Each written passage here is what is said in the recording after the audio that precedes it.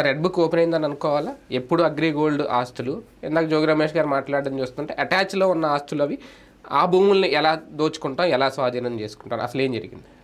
కొందరిని ప్రత్యేకించి టార్గెట్ చేస్తారు.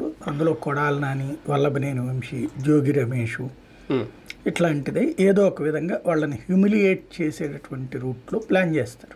అంటే ఒకప్పుడు గట్టిగా వాయిస్ వినిపించిన వాయిస్ వినిపించారనే కంటే కూడా ఇంటి మీదకి దాడికి వెళ్ళడం, పార్టీ కార్యాలయాల మీద దాడి, అంటే తెలుగుదేశాన్ని డైరెక్ట్గా చట్ట విరుద్ధంగా వాళ్ళు చేసింది తప్పే. అప్పుడు చట్ట విరుద్ధమైన పనుల ద్వారా వేధించినటువంటి వాళ్ళని, అందులో చంద్రబాబు ఇంటి మీదకి వెళ్ళింది జోగి రమేష్ కదా, ఆ కారణంగా. అయితే జోగి రమేష్ తన మీదకి వచ్చినప్పుడు జోగి రమేష్ మీద పెట్టాలి, వాళ్ళ అబ్బాయి మీదకి వెళ్ళడం అనేటటువంటిది కొంచెం ఇబ్బందికరమైనటువంటి టార్గెట్. ఎందుకు మారిందో అదే, అంటే అక్కడ కుదరదు అనుకుని ఉంటారు.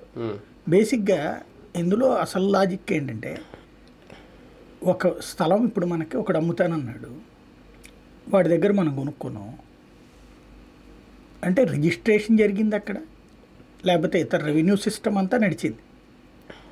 ఇందులో కుంభకోణం ఎక్కడి నుంచి వస్తుంది? రిజిస్ట్రేషన్ జరిగాక. రిజిస్ట్రేషన్ జరిగిన నేల కుంభకోణం అనేటటువంటి పాయింట్ ఎప్పుడు వస్తుంది? నువ్వు లాక్కుని ఏమైనా చేసుకుంటే వస్తుంది. రెండవది అసలు